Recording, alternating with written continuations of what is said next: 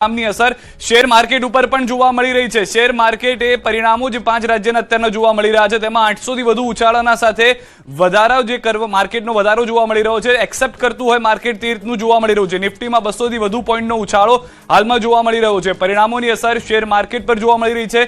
સિદ્ધાર્થભાઈ ટૂંકમાં પ્રતિક્રિયા એક તો ઉમરેઠ પર પણ જાણકારી આપી દેજો અને બીજું એક માર્કેટ જે છે એક્સેપ્ટ કરી રહ્યું છે વેસ્ટ બંગાળ કે જેના વિકાસને લઈને અલગ અલગ વાતો થતી હતી કદાચ તેને લઈને માર્કેટની પોઝિટિવિટી પણ જોવા મળી રહ્યું છે બીજેપી જો આવે છે ત્યાં આગળ તો ટૂંકમાં શેર બજારમાં જે ઉછાળો ઉમરેઠની આપણે વાત કરી લે તો ઉમરેઠમાં સ્વાભાવિક એક જ મિનિટ ટીવીકે તમિલનાડુને લઈને પણ સમાચાર તમિલનાડુના વલણોમાં ટીવીકે બની સૌથી મોટી પાર્ટી અહીંયા આગળ પણ વિજય સરકાર જોવા મળી શકે છે। પ્રથમવાર ચૂંટણીમાં ઉતરી છે ટીવીકે જેવી ચૂંટણીમાં ઉતરી જે જન સમર્થન તેને મળી રહ્યું હતું 92 બેઠકો પર હાલમાં આગળ ટીવીકે એકલા હાથે ચાલી રહી છે। તમિલનાડુમાં કોંગ્રેસની સ્થિતિ ફરી એક વખત ખરાબ જોવા મળી રહી છે કારણ કે વલણોમાં ઉદયનિધિ સ્ટાલિન પણ પાછળ ચાલી રહ્યા હોવાની જાણકારી છે। તમિલનાડુના આંકડા ટીવી સ્ક્રીન ઉપર ડીએમકે પ્લસ 59 એડીએમકે પ્લસ 66 ટીવીકે એકલા હાથે 91 બેઠક પર હાલમાં આગળ ચાલી રહ્યું છે। 217 બેઠકોના જે વલણ આવી રહ્યા છે તેમાં 234 બેઠકોમાંથી 217 બેઠકોના વલણમાં ટીવીકે એકલા હાથે આગળ ચાલી રહ્યું છે। કદાચ અહીંયા પણ એવું સમીકરણ જોવા મળી શકે છે કે ટીવીકે કદાચ ગઠબંધન કરવું પડે। પશ્ચિમ બંગાળમાં ખરાખરીના જંગનું પરિણામ જોવા મળી રહ્યું છે। પશ્ચિમ બંગાળથી મોટા સમાચાર હાલના વલણની અંદર પશ્ચિમ બંગાળમાં ભાજપ મેજિકલ ફિગરની નજીક પહોંચી રહ્યું છે। એ જાદુઈ આંકડો કે જ્યાં આગળ ભાજપને પહોંચવાની જરૂર છે જો વેસ્ટ બંગાળમાં સરકાર કરવી હોય તો ભાજપ હાલમાં 138 બેઠક પર ટીએમસી પ્લસ 107 તૃણમૂલ કોંગ્રેસ મમતા બેનર્જી જે છે કે જેઓએ દાવા કર્યા હતા કે આ વખતે કોઈ પણ ગુંડાગીરી કરવામાં આવે તો પણ અમે ચલાવી નહીં લઈએ તે ખુદ ગુંડાગીરીના મુદ્દાને કારણે પાછળ પડી ગયું હોય તેવું પણ અહીંયા જોવા મળી રહ્યું છે। તો આ તમામ જે આંકડાઓ છે રાજ્યના તેને અસર માર્કેટ ઉપર પણ જોવા મળી રહી છે। मेरा जो इंटरनल कैलकुलेशन था 1100 वोट में लीड होना था उसमें मैं 3 गुना लीड में चल रहा हूँ। बाइफर्केशन हुआ है खास करके मालदा मुर्शिदाबाद उत्तर दिनाजपुर में बाइफर्केशन हुआ है और जो साउथ बंगाल और कोच बिहार जो मुस्लिम ज्यादा टीएमसी को दे रहा है इनिशियली लेकिन जिस तरीके से 90-95% हुआ था उनका 21 में 24 में उस तरीके से कंसोलिडेशन नहीं है। તો જે પરિણામ પહેલા જોયું હતું તેવું નથી આવવાનું સિદ્ધાર્થભાઈ અહીંયા એ જ વાત હતી કે જે આપણે ચર્ચા કરી રહ્યા હતા આ વખતે ભાજપે ઘનશ્યામભાઈ કીધું એમ કે પોતાની ભૂલોમાંથી શીખ્યું છે ને એનો કદાચ પરિણામમાં પણ બદલાવ જોવા મળી રહ્યો છે। 100% કે જે 5 રાજ્યોમાં ચૂંટણીના જે પરિણામો જાહેર થઈ રહ્યા છે તો તમિલનાડુમાં હંમેશા સિને કલાકારોનો દબદબો રહ્યો છે અને એ ડીએમકે ના તમે ગોત્રો જોવો એઆઈડીએમકે નું જોવો કે હવે જે ટીવીકે આવ્યું અને વિજય નામ ફળે છે કારણ કે એ સાઉથ ઇન્ડિયામાં જે વિજય નામથી આવે છે એમણે એકવાર તો સત્તા બનાવી છે અને બીજી બાજુ બંગાળામાં ઘણા સમયથી સત્તા પરિવર્તનનું ભારતીય જનતા પાર્ટી પ્રયત્ન કરતી હતી પણ આ વખતે એડી ચોટીનું જોડ લગાવી દીધું અને એક બાજુ એક કહેવાય કે ખૂંખાર સિંહણ અને બીજી બાજુ આટલા આખી કેન્દ્રની ધામે ધામા ઉમટ્યા એટલે મમતા દીદીએ કેવી ફાઇટ આપી હશે ને અત્યારે જે કાઉન્ટિંગ રસાકસી ચાલી રહ્યું છે ઓલમોસ્ટ 50-50 બાજુ ચાલી રહ્યું છે। હવે પલડું 12 વાગ્યા સુધીમાં સ્પષ્ટ થશે કે કઈ બાજુ કારણ કે એન્ડ મુવમેન્ટ ઉપર જે પાછલી સીટો હોય એમાં પણ આપણને શોક લાગે એવા ન્યૂઝ પણ આવતા રહેતા હોઈએ છે એટલે હજી વેઇટ એન્ડ વોચની પરિસ્થિતિ જોવી પડે। બીજી બાજુ કેરલાની વાત કરી દઈએ તો કેરલામાં પણ ક્યાંક ને ક્યાંક એક વામપંથીની આપણે વાત કરીએ કે કોમ્યુનિસ્ટનું છેલ્લો ગઢ કહેવાય તો એ કેરલા હતો એ હવે ધીરે ધીરે ઘટી રહ્યો છે કારણ કે હવે કેરલા વાસીઓને પણ ક્યાંક અંદર ખાને ખબર પડી છે કે જો વિકાસ કરવો હશે ને તો હવે યુનિયન બાજીથી ચાલશે નહીં આપણે આપણું અર્થતંત્ર લોકો માટે ખુલ્લું કરવું પડે। ટુરિઝમ તો છે જ પણ એ લોકોનો જે અંતર પ્રશ્નો હતો ધર્મની વાત કરીએ તો એક બાજુ મુસ્લિમ લીગ ચાલતી હતી એક બાજુ ક્રિશ્ચિયન લીગ ચાલતી હતી એક બાજુ હિન્દુ લીગ ચાલતી હતી તો હવે એમાં રિફોર્મેશન થઈ રહ્યું છે। ભાજપા માટે હજી પણ એક કોઠો વિંધવો કાઠું કામ છે। સાઉથમાં ભાજપની એન્ટ્રી અઘરો વિષય છે પરંતુ જે ટીવી કે ફિલ્મ સ્ટાર વિજયની જે અંડરડોગ સાબિત થયું કે તમે અભ્યાસ કરશો ને તો એનો કોઈ પણ પક્ષ હોય ડીએમકે હોય એઆઈડીએમકે હોય કોંગ્રેસ હોય કે ભાજપ હોય ખુલ્લા મને સપોર્ટ નથી કર્યો અંદર ખાને જે કંઈ ચાલતું હોય અને ચૂંટણીમાં એનો મુદ્દો જ નહોતો ઉઠાવ્યો। શુવેન્દુ અધિકારી પાછળ છે અત્યારની જે ગણતરી છે અને જો દીદી એ એવી વ્યક્તિ છે કે જેણે એક સમયે ઇન્દિરા ગાંધી ના વખતે એમ્બેસેડર ચાલતી હતી ને રોડ વચ્ચે સૂઈ ગયા હતા. એટલે જે સડકની રાજનીતિ હોય તો એમાં દીદીનો કોઈ જોટો જડે એમ નથી. એટલે એમણે પણ હવે ઉંમરના ધ્યાનમાં લઈને કે છેલ્લી બાજી લગાવવાની હોય તો એવું છેલ્લી એડી ચોટીનું જોડ લગાવ્યું છે. અને જેમને એમના સુવેન્દુ જે અત્યારે ઓપોઝિશનના છે એમના જે વિદ્યાર્થી રહી ચૂક્યા છે.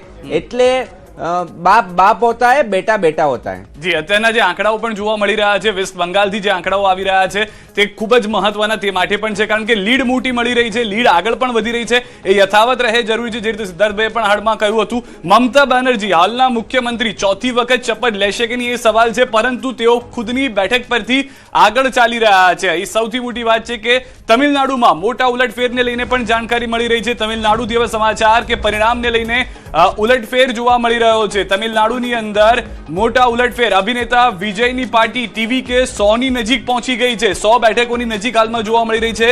ઇતિહાસ રચી શકે છે વિજયની પાર્ટી. તમિલનાડુની અંદર વિજય, જે રીતે સિદ્ધાર્થભાઈએ પહેલા પણ કહ્યું કે પહેલી વખત આવ્યા અને હવે ઇતિહાસ રચવા તરફ છે. એક પ્રતિક્રિયા આવી રહી છે, સાંભળી લઈએ. टीवी की है, अभी तक के रुझानों में टीवी के वहाँ पर बहुमत के आंकड़े को पार कर चुकी है. अब आगे जब रिजल्ट फाइनल आएंगे तब देखना होगा. अभी तक तो टीवी के आगे है.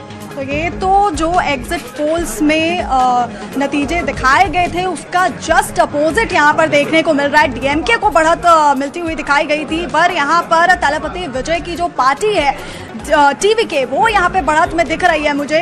और क्या रीज़न हो सकते हैं कि टीवी के यहाँ पर बढ़त बनाती हुई नजर आ रही है. बिल्कुल किसी ने इमेजिन नहीं किया था. हालांकि नो डाउट पॉपुलर काफ़ी हैं, लेकिन जो एग्जिट पोल थे वो कुछ और कह रहे थे, लेकिन एग्जिट पोल में जो रुझान सामने आ रहे हैं वो कुछ और बयां कर रहे हैं. अभी अब अगर हम कंपेयर करेंगे तो बंगाल में भी काफ़ी चीज़ें अनप्रेडिक्टेबल है, तो यहाँ पे भी जैसे विजय उसकी पार्टी आगे जा रही है तो बहुत सारे तस्वीरें अभी बदल सकती हैं. हाँ, बदल सकती है, बट अभी वो आगे चल रहे हैं तो मुझे ऐसा लगता है कि काफ़ी यूथ भी है, वो भी बहुत अवेयर हो रहे हैं इलेक्शंस के लिए, तो उनका भी काफ़ी क्रेज़ है विजय को लेकर के. तो मुझे लगता है कि यही रीज़न है कि उनकी पार्टी अभी आगे चल रही है. काफ़ी उन्होंने बढ़ चढ़ के अपना कैंपेन ये सब चीज़ें भी किया है उन्होंने. તો હાલમાં વિજય જે છે તે ખુદની બેઠકથી પણ આગળ ચાલી રહ્યા હોવાની વાત છે. તેમના સમર્થનમાં જેટલા પણ ઉમેદવારોને ઉતારવામાં આવ્યા હતા તેઓ તમામ સમર્થકો પોતાના પ્રયાસ સાથે વિજય તરફ જઈ રહ્યા છે. વિજય કે જેઓ પોતાની પાર્ટીને આ વખતે મેદાનમાં લઈને આવ્યા, પ્રયાસ હતા કે એક બદલાવ લાવવામાં આવે તમિલનાડુમાં.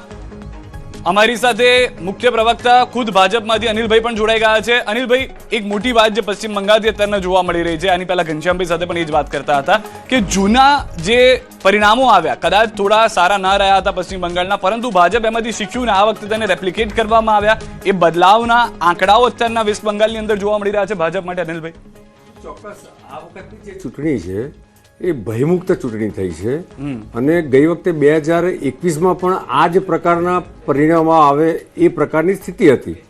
પરંતુ જે રીતે મમતા બેનર્જીના નેતૃત્વમાં ટીએમસીનું ગુંડારાજ હતું, એ ગુંડારાજના કારણે જેન્યુન મતદારો જે ઈવીએમમાં મત આપવા જવાનું હોય એ જઈ શકતા જ નથી. અને કદાચ આપને ખ્યાલ બી હશે કે આ એ જ વેસ્ટ બંગાળ છે કે ગઈ વખતે લગભગ 58 લોકોના મૃત્યુ થયા હતા. પોસ્ટ પોલ બી થયા હતા અને પ્રી પોલ બી ગણીએ તો ત્યાં જે પ્રકારનું જબરજસ્ત ભયાનક વાતાવરણ છે, જે કાર્યકર્તાઓ ત્યાં કેનવાસિંગમાં પણ ગયા છે આખા દેશમાંથી ક્યારેક ચૂંટણી પહેલાં, તો એ લોકોને પણ બહાર ના નીકળી શકે એ પ્રકારની પરિસ્થિતિનું ત્યાં નિર્માણ થયેલું હતું. હું ચૂંટણી પંચને અભિનંદન આપું છું કે એમણે જે પ્રકારની વ્યવસ્થા ગોઠવી, એક લોકશાહીને છાજે એ રીતે ભયમુક્ત ચૂંટણી કરવા માટેની જે વ્યવસ્થા ગોઠવી, એ જ એનું કારણ છે કે આજે ત્યાંનો બધો મતદાર એ મત આપવા આવ્યો. ચૂંટણી પંચને બીજા એક અભિનંદન આપું છું કે SIR એકદમ શુદ્ધિકરણ જે રીતે મતદાર યાદીનું થયું અને જેને કહેવાય કે પ્રમાણિક પ્રયત્ન કર્યો. છેલ્લે સુપ્રીમ કોર્ટની ગાઈડલાઇનમાં ત્યાં આગળ જ્યુડિશિયરીના લોકોને પણ ડિપ્લોય કર્યા દરેક જગ્યાએ.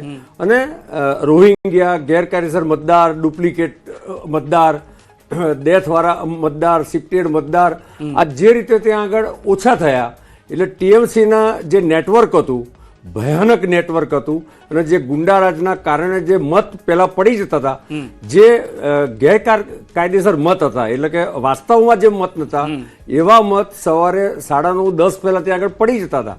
પછી એ મૃત્યુ પામેલ હોય, શિફ્ટેડ હોય કે ડુપ્લિકેટ વાળો હોય, અને એ જ મમતાની જીતનું કારણ હતું.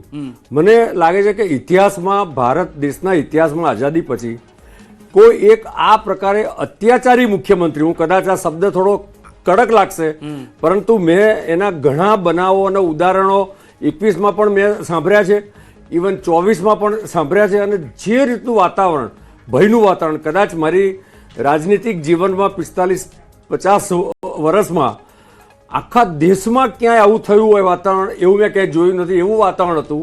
એમાં ચૂંટણી પંચે જે કમ્પ્લીટ પારદર્શિતાથી ત્યાં આગળ ચૂંટણીનું સંચાલન કર્યું એ કારણ છે. ઇવન આપણે તમે જુઓ કે પરમ દિવસે મમતા બેનર્જી ત્યાં સ્ટ્રોંગ રૂમમાં જઈને બેસી ગયા, ડ્રામા કર્યો, બધા એમના ગુંડાઓને સૂચના આપી કે તમે દરેક જણા સ્ટ્રોંગ રૂમ જ્યાં લોક છે. 1 મિનિટ માટે રોકી રહ્યું છું કેમ કે આપના માટે સારા સમાચાર. વેસ્ટ બંગાળથી ભાજપ જે છે તે એક મેજિકલ ફિગર તરફ જતી જોવા મળી રહી છે. 146 બેઠક ઉપર ભાજપા આગળ ચાલી રહી છે, ટીએમસી હજી 104 ઉપર જ આગળ ચાલી રહી છે. તો વેસ્ટ બંગાળથી મોટા સમાચાર હાલમાં મળી રહ્યા છે કે જેની અંદર ભાજપ જે છે તે બહુમત તરફ 293 બેઠકોમાંથી 147 બેઠક જે છે તે ભાજપા મેળવી ચૂક્યું છે. એટલે અહીંયા મેજિકલ ફિગર જે છે તે પણ પ્રાપ્ત થતો જોવા મળી રહ્યો છે. સૌથી મોટા સમાચાર એ છે કે હજી પણ જે તૃણમૂલ કોંગ્રેસ છે, ટીએમસી છે, મમતા બેનર્જીની પાર્ટી છે, તે 110 સુધી પણ નથી પહોંચી રહી. અહીંયા આગળ ભાજપ સતત પોતાની લીડ વધારતું રહ્યું છે આ બેઠકો પર. જે આંકડાઓ આવી રહ્યા છે, નો ડાઉટ કે જે રીતે સિદ્ધાર્થભાઈ પણ પહેલા કીધું કે હજી આ અલગ અલગ વલણો છે, કદાચ ચિત્ર બદલાઈ પણ શકે, પરંતુ જે લીડ છે તે હજી અહીંયા પણ ટીએમસી કાપતું જોવા નથી મળી રહ્યું. કોઈ એવો મોટો બદલાવ ટીએમસી તરફથી નથી આવી રહ્યો. આ એસેમ્બલીનો જે આંકડો છે તે પણ ટીવી સ્ક્રીન ઉપર આપ જોઈ રહ્યા છો કે અહીંયા આગળ કંઈક આવું ચિત્ર બંગાળની અંદર જોવા મળી શકે છે કે જેમાં એક તરફ ખૂણામાં ટીએમસી આવી ગયું છે, મધ્યમાં એટલે કે સરકાર બનાવતી બીજેપી જોવા મળી શકે છે, લેફ્ટ અને કોંગ્રેસનું ચિત્ર ફરી એક વખત વેસ્ટ બંગાળમાં જે રીતે ભૂતકાળમાં પણ જોયું છે તે રીતે અત્યારના પણ સાફ થતું જોવા મળી રહ્યું છે. બે મુખ્ય પાર્ટી માની લઈએ તો બે મુખ્ય પાર્ટી આ વખતે વિરોધ પક્ષમાં મમતા બેનર્જીને બેસવું પડે તેવું હાલમાં આંકડાઓ જણાવી રહ્યા છે. 147 બેઠક એ જાદુઈ આંકડો અત્યારના ભાજપ પોતાની તરફ મેળવી લીધો છે. બહુમત બનતું અહીંયા આગળ જોવા મળી રહ્યું છે. હજી આ વલણો છે, પરિણામ બદલાશે. અનિલભાઈ ખૂબ જ ખુશ હશે કારણ કે જે રીતે તેઓએ પણ કહ્યું કે જે તેઓએ પરિશ્રમ કર્યો છે અને કદાચ એ જ પારસમણી તરીકે બંગાળમાં જોવા મળી રહ્યું છે. એક ક્વિક રિએક્શન સિદ્ધાર્થભાઈ આપનું પણ લઈ લઈએ. દરેક ગુજરાતી જેટલા પણ લોકોને હું મળતો હતો, બહાર જતો હતો, એ લોકોને ઇન્ટરેસ્ટ ઉમરેઠની સાથે સાથે એમાં પણ હતો કે બંગાળમાં કોણ જીતે છે. કદાચ એ ઇફેક્ટ પણ ત્યાં આગળ જોવા મળતી હતી, ટ્રેનો પણ દોડી હતી અહીંયાથી. એ વાત સાચી છે કે સુરતમાંથી CR પાટીલ સાહેબના પ્રયત્નો થકી અને ભાજપાના પ્રયત્નો થકી ટ્રેનો ભરી ભરી અને બંગાળમાં વોટ કરવા ગયા હતા. કારણ કે મૂળ પ્રશ્ન એ હતો કે આપણે ગુજરાતીઓ છે ને પ્રવાસ બહુ કરતા હોય, બંગાળના લોકો અહીંયા જે કામ કરવા આવે છે એ લોકો કહેતા હતા હમે બહુત વહાં પે તકલીફ હે. એ તકલીફ એટલે એ વખતે પણ એમને ઠાસીને ભર્યું કે આ વખતે કંઈક સત્તા પરિવર્તન જોઈએ, નહીતર કોને બીજા પ્રદેશમાં આવું ગમે. મારી રોજીરોટી જે બંગાળમાં થતી હોય, છેક બંગાળા છોડીને ગુજરાત આવવું પડતું હોય, એટલે એની પરિસ્થિતિ આપણે સમજી શકીએ. બીજો મુદ્દો એ હતો કે છેલ્લા જે બાંગ્લાદેશમાં ઘટનાઓ ઘટી હતી એની ડાયરેક્ટ અસર બંગાળના આપણા જે સનાતનીઓ છે એની ઉપર મેન્ટલી એક અસર થઈ હોય કે ભાઈ આ વખતે કંઈક આપણે મતદાન મથક ઉપર જવું પડે. નહીતર શું પ્રોબ્લેમ થતો હતો કે મતદાન મથક ઉપર લઘુમતી લોકો ઠાંસીને મત આપતા હતા, એટલા કારણે મમતા દીદી આવતી હતી. પણ આ વખતે જે વોટિંગ અબકી બાર 90 પાર, એટલે એ જે ઘરમાં રહેતા હતા એ લોકો પણ બહાર આવ્યા અને એમને મેજોરિટીથી એમણે પણ ખોબલે જે તે પક્ષને મત આપ્યા. એટલે આપણને આ પરિસ્થિતિ દેખાઈ રહી છે. સાથે સાથે જે રેવડી કલ્ચર હતું તો એ રેવડી કલ્ચરમાં મમતા દીદીનું ચાલ્યું નથી એવું આપણે કહી શકાય. અને એમણે ભારતીય જનતા પાર્ટી સુરક્ષાને મત આપ્યો છે એ ચોખ્ખું દેખાય છે. રીનાબેન પણ અમારી સાથે જોડાયેલા છે. રીનાબેન, અહીંયાથી આપણી પશ્ચિમ બંગાળને લઈને પણ એ જ આપની પાસેથી જાણવું છે કે જે ચિત્ર જોવા મળ્યું હતું અત્યારના જે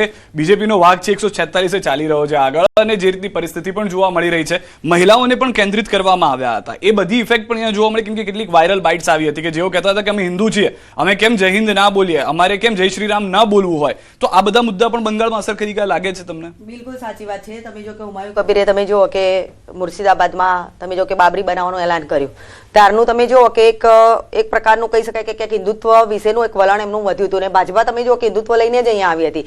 કેમ કે અહીંયા તમે જુઓ કે મુસ્લિમ રિલેટેડ સ્ટુડિયો સેક્યુલરિસ્ટ ભયંકર પદે ચાલતું હતું. એક તો હિંસા તો હતી જ ઓલરેડી, અને એમાં પણ તમે જો કે મુસ્લિમ મતદારોને અંકે કરવા માટે છેલ્લી કક્ષાની રાજનીતિ ચલાવવામાં આવતી હતી. જય શ્રી રામ બોલવું પણ તમે જો કે ત્યાં કંઈક ને કંઈક પ્રકારે એવું ગણાતું જાણે ગુનો હોય. એટલે મમતા દીદી ખુલીને તમે જો કે હિન્દુઓના વિરોધમાં ક્યાંક હતા. એક વાત તો એ હતી. બીજી વસ્તુ કે મહિલાઓને આપે જે વાત કરી કે મહિલાઓને આપી, પરંતુ આ વખતે તમે જો કે ક્યાંક ને ક્યાંક મોદીજીની અસર ઘણી હતી. મોદીજીએ ચૂંટણી રેલીઓ ત્યાં કરી છે. આમ તો એવું જોવા મળતું કે એક કોઈ પણ રાજ્યમાં જ્યારે ઇલેક્શન સભાઓ યોજે ત્યારે સાંજે દિલ્હી પરત જતા, પરંતુ અહીંયા તે રહ્યા હતા. અને તમે જો કે ઉત્તર કોલકાતાની જે સાંકડી ગલીઓ હોય, હુગલી અને હાવડામાં પણ તમે જો કે એમણે રેલીઓ કરેલી. અને મેક્સિમમ જે મમતા દીદીએ જે વલણ અપનાવેલું કે તમે જ્યારે કોઈ પણ ઉમેદવારને મત આપો છો ત્યારે મને આપો છો એવું સમજવાનું, તો મોદીજીએ પણ એમ કહ્યું કે દરેક સીટ પર હું અહીંયા હાજર છું. એટલે મોદી ઇફેક્ટ આ પ્રકારે ક્યાંક ને ક્યાંક કહી શકાય કે લોકો પર લાગુ પડ્યો, અને લોકોને ખ્યાલ આવવા મળે કે ખરેખર એમના પ્રશ્નો અસ્મિતાને લઈને જે ઉઠાવવામાં આવે છે તો પ્રશ્નોનું સમાધાન તો નથી. તમે બંગાળી અસ્મિતાની દુહાઈ આપો છો, તમે ભાત અને માછલીને મહત્વ આપો છો, લાઈફસ્ટાઈલને મહત્વ આપો છો. બંગાળીઓ આપણે કરતા કહી શકાય કે બહુ જ અલગ છે. અને મોદી જે એટલે હિન્દુત્વ, બીજી વસ્તુ કે ગુજરાતી એટલે નોનવેજ પણ તમારું છીનવાઈ જશે. આ બધા મુદ્દા એ પ્રકારે ચાલ્યા તમે જુઓ તો, અને એની અસર મોદીજીએ જે રેલીઓ કરી, અમિત શાહ પણ તમે જો કે ત્યાં ઘણું ડેડિકેટ થઈને રહ્યા, એ બધી વસ્તુની ક્યાંક ને ક્યાંક અસર થઈ છે. અનિલભાઈ, મોટી વાત એ હતી કે બંગાળની અંદર જે રીતે તમે સરની તો વાત કરી, પરંતુ એવી એક પરિસ્થિતિ પણ સર્જાઈ હતી કે જ્યાં બાંગ્લાદેશથી લોકો આવી રહ્યા છે, જેને એવું પ્રાયોરિટી આપવામાં આવતી કે તમે હિન્દુ અથવા તો ઇન્ડિયન્સ જે છે એની કરતા વધારે છો, અને એ ઇફેક્ટ પણ એ જોવા મળી. કેમ કે આપણે પણ ગુજરાતમાંથી જોતા હતા, જે સિદ્ધાર્થભાઈ કીધું કે સુરતમાંથી બાંગ્લાદેશીઓ પકડાતા હોય કે જેઓ બંગાળથી આવ્યા હોય, એના આધારને બધું ત્યાં ખોટું બનતું હોય. આ બધા મુદ્દા પણ ત્યાં આગળ ચાલી ગયા, લોકો સમર્થન કરી રહ્યા છે બીજેપીને. જો કુલ મળીને લોકો જે સમર્થન કરી રહ્યા છે એ વિકાસને સમર્થન કરી રહ્યા છે. આમાં ક્યુમ્યુલેટિવ ઇફેક્ટ છે. એક તરફ જે હકારાત્મક નરેન્દ્રભાઈની જે રાજનીતિ છે અને જે રિપોર્ટ કાર્ડની જે સંસ્કૃતિ છે, એના આધારે દેશના જુદા જુદા રાજ્યોમાં જે વેસ્ટ બેંગાલના શ્રમિકો, ઓફિસરો, ત્યાંના નાગરિકો જુદા જુદા રાજ્યોમાં રહે છે, એનું જ્યાં ભાજપાનું શાસન છે ત્યાંનું જે પરસેપ્શન હતું, એ પરસેપ્શનના કારણે એ લોકોને મત આપવા માટે પ્રેર્યા. મેં કેટલાય ક્લિપિંગ જુદી જુદી ચેનલોમાં હું જોતો હતો. તમને આશ્ચર્ય થશે કે કેરાલા અને તામિલનાડુથી પણ લોકો મત આપવા માટે વેસ્ટ બેંગાલ ગયા હતા. સ્વયંભૂ લગભગ 90% લોકો સ્વયંભૂ ગયા છે. અને બીજું એક પણ હતું કે કદાચ એ લોકોને એમ હતું કે ભાઈ અમે એકવાર મત આપીએ તો અમારું નામ યાદીમાં રહે, નીકળી ના જાય. આ પણ કદાચ સબકોન્શિયસ કારણ હોય, પરંતુ કુલ મળીને આખા દેશમાંથી હજારો લોકો મત આપવા ગયા હતા, સ્વયં ગયા હતા, સ્વેચ્છાએ ગયા હતા. અને પહેલી જ વખત એક મિનિટ માટે રોકી રહ્યો છું. ઉમરેઠથી મોટા સમાચાર આવી રહ્યા છે. ઉમરેઠની અંદર વિધાનસભાની પેટા ચૂંટણીની મત ગણતરીમાં ભાજપના ઉમેદવાર જે છે તે હજી પણ લીડ સાથે આગળ ચાલી રહ્યા છે. એમની લીડ થોડી ઓછી થઈ છે, જે 12,000 હતી તે ઘટીને 7,142 પર થઈ છે, પરંતુ હજી પણ ભાજપ ઉમેદવાર આગળ ચાલી રહ્યા છે. અહીંયા મતદાન ઓછું થયું હતું, જેથી લીડ પણ ઓછી હોય એ સ્વાભાવિક રીતે જોવા મળી શકે છે. કોંગ્રેસ અને ભાજપ વચ્ચે સીધો જંગ હતો, પરંતુ હર્ષદ પરમાર પોતાના પિતાની જે લેગેસી છે અથવા તો તેઓએ જે કાર્ય કર્યા છે તેને આગળ ધપાવવાના પ્રયાસ જે છે તે અહીંયા આગળ જોવા મળી રહ્યા છે. ઉમરેઠથી કોંગ્રેસના ભૃગુરાજસિંહ પાછળ ચાલી રહ્યા છે, જે હર્ષદ પરમાર પહેલી વખત ચૂંટણી લડવા આવ્યા છે તે જીતતા આગળ જોવા મળી રહ્યા છે. અને બે આપની વાત પર પૂરી કરશું. ઉમરેઠથી પણ સારા સમાચાર. ઉમરેઠથી તો 100% સીટ અમે જીતવાના જ છીએ. ગુજરાતના પણ જે રીતના સ્થાનિક સ્વરાજ્યની સંસ્થાઓમાં પરિણામ આવ્યા છે, એ જ મોટું ઇન્ડિકેશન છે કે ગુજરાતની જનતા આજે 30 વર્ષ પછી પણ એ ભારતીય જનતા પાર્ટીના શાસનને ઈચ્છે છે. વાત મૂળ વેસ્ટ બેંગાલની કરીએ તો વેસ્ટ બેંગાલમાં જે રીતે તોડબાજી, ટોળારાજ અને મમતા દીદીનું કુશાસન જે મમતાએ 2011માં એક નવી છાપ ઊભી કરીને સત્તા પ્રાપ્ત કરી હતી. એ મમતાએ ધીમે ધીમે ક્રમશઃ એનું નૈતિક અધોપતન થતું ગયું અને આ આખી ચૂંટણી તમે જુઓ ને, એક જ વાક્યમાં જો તમે વિચારો તો ભય વર્સિસ ભરોસા, એટલે ભરોસાનો આમાં વિજય છે. અને જે હું વાત કરતો હતો કે આખા દેશમાંથી અનેક લોકો વેસ્ટ બેંગાલમાં મત આપવા ગયા અને આપણે આશ્ચર્ય થશે કે પહેલી વખત મત આપવા વાળા લોકો ખુલીને બોલતા હતા કે અમે પરિવર્તન ઈચ્છીએ છીએ. અમારી લાગણી આ છે, કારણ કે એમના પરિવારના લોકો જે ત્યાં રહેતા હતા એમણે જે સહન કર્યું છે. અને લગભગ હું તમને કહું, ગ્રામ પંચાયતની જયારે ચૂંટણીઓ થઈ લગભગ 2019ની આસપાસ, ત્યારે 80 લોકોના મૃત્યુ થયા હતા. લગભગ 50 થી 60 લોકોના ઘર સળગાવી દેવામાં આવ્યા હતા. એટલે બોમ્બ નાખવા, પેલી બાઇક લઈને ફરવું, ધમકાવા. મતદાન વખતે પણ માથાકૂટ થઈ ને, ત્યારે પણ ભાજપના કાર્યકર્તાઓને મારવામાં આવ્યા હતા. મતદાનના દિવસે આ તો ચૂંટણી પંચે આટલી વ્યવસ્થાઓ ગોઠવી હતી, તો પણ મતદાનના દિવસે બાઇક લઈને જવું, 5-10 લોકો જાય ગોળ ગોળ, જેમ પેલી ફિલ્મોમાં બતાવે. એટલે મને એવું લાગે છે કે ફિલ્મોમાં જે લોકો આ પ્રકારની બિન લોકશાહી પ્રમાણેની પદ્ધતિ બતાવતા હતા ફિલ્મોમાં, એ બધી જ વસ્તુ ત્યાંથી ઉઠાવી હોય ડાયરેક્ટરો, એવું મને લાગે છે. પરંતુ અલ્ટિમેટલી પ્રજા જો હવે જાગૃત થઈ ગઈ છે, ક્રમશઃ દેશના લોકોનું શિક્ષણ વધતું જાય છે. આપના જેવા માધ્યમો દ્વારા પણ જે સાચી વસ્તુઓ છે એ બતાવવામાં આવે છે માધ્યમો દ્વારા. તો પોલિટિકલી આજે દેશના લોકો ખૂબ જાગૃત થઈ ગયા છે. અને નરેન્દ્રભાઈનું જે 2047નું વિઝન છે, એ વિઝનના કારણે યુવાનોનું એસ્પિરેશન, જો આપણે એમ કહીએ છીએ કે 65% વસ્તી યુવાનોની છે 35 વર્ષથી નાના, તો સ્વાભાવિક છે કે એમનું એસ્પિરેશન છે. બીજી તરફ તમે જુઓ કે ઇન્ડી ગઠબંધન, વાસ્તવમાં તો હવે ઇન્ડી ગઠબંધન રહ્યું જ નથી, કારણ કે આ કોંગ્રેસ અને ઇન્ડી ગઠબંધનના ભાગ ક્યારેક નિકાહ અને ક્યારેક તલાક. દિલ્હીમાં નિકાહ, વેસ્ટ બેંગલમાં તલાક, પાછું કેરાલામાં તલાક, તામિલનાડુમાં તલાક. તો એ ગઠબંધન વાસ્તવમાં તો છે જ નહીં, સગવડિયો ધર્મ છે. હા, સગવડિયો ધર્મ છે. મને એવું લાગે છે કે આ ચૂંટણી, જે 5 રાજ્યોની ચૂંટણીના પરિણામ, એ લાંબા ગાળે જબરજસ્ત ઇન્ડિકેશન આપે છે. એક ઇન્ડિકેશન જે મને દેખાય છે, એમાં ઇન્ડી ગઠબંધન ટોટલી વિખરાઈ જશે. નંબર 1. એક મિનિટ, આપના માટે આ વેસ્ટ બેંગાલથી સારા સમાચાર આવી રહ્યા છે. 148 બેઠક પર હવે ભાજપ આગળ ચાલી રહ્યું છે. ટીએમસીએ પ્રયાસ કર્યા છે 110 થી વધારે આંકડા લાવવાનો, અને તે પ્રમાણે 112 બેઠકો પર ટીએમસી પણ હવે આગળ ચાલી રહ્યું છે. 293 બેઠકમાંથી 265 બેઠકોના વલણ જે છે તે અત્યાર સુધીમાં આવ્યા છે. કોંગ્રેસ કરતા હજી પણ લેફ્ટ આગળ છે. અહીંયા આગળ ચિત્ર આખું અલગ જોવા મળી રહ્યું છે, પરંતુ બીજેપી સરકાર બનાવશે તેવું હાલમાં જોવા મળી રહ્યું છે. જે અત્યારના પ્રાથમિક વલણો છે તે પ્રમાણે બીજેપી સરકાર જોવા મળશે. મમતા બેનર્જી આ વખતે મુખ્યમંત્રી પદના શપથ ન લે, વિપક્ષમાં બેસવું પડે, વિપક્ષના નેતા બને છે કે કેમ, એ પણ એક સવાલ છે. પરંતુ અત્યારનું જે ચિત્ર છે, 150 ને પાર થવાનો બીજેપીનો વેસ્ટ બેંગાલનો આ આંકડો જે છે તે અમે આપને બતાવી રહ્યા છે. 150 નોટ આઉટ બીજેપી જોવા મળી રહી છે. અનિલભાઈ સાથે વાત કરતા સિદ્ધાર્થભાઈ, ટૂંકમાં આપની પણ એ પ્રતિક્રિયા લેવી છે. પશ્ચિમ બંગાળનો મુદ્દો અલગ અલગ મુદ્દાની સાથે સાથે આગળ ચાલ્યો હતો, અને એમાં પશ્ચિમ બંગાળની અંદર આ વખતે એક સૌથી મોટી વાત જે કરી હતી કે ભયથી મુક્ત થવાનું છે અને રાષ્ટ્રવાદ તરફ જવાનું છે. ટૂંકમાં એ જોવા મળ્યો મુદ્દો. 100% એ મુદ્દો ધ્યાનમાં આવ્યા છે, કારણ કે જ્યારે ચૂંટણી ઢંઢેરા જોઈએ છે ને, તો આસામ અને બંગાળના ચૂંટણી ઢંઢેરા જુઓ, અને તમિલનાડુ અને કેરલાના અને પુડુચેરીના ચૂંટણી ઢંઢેરા જુઓ, તો એ બધામાં આસમાન જમીનનો ફરક હતો. બંગાળનો જે ચૂંટણી ઢંઢેરો હતો એ મોરલેસ ભયમુક્ત વાતાવરણ ઊભું કરવાનું હતું, અને જે તમિલનાડુનું હતું તો ઇન્ડસ્ટ્રીયલ વેલફેર કરવાનું હતું.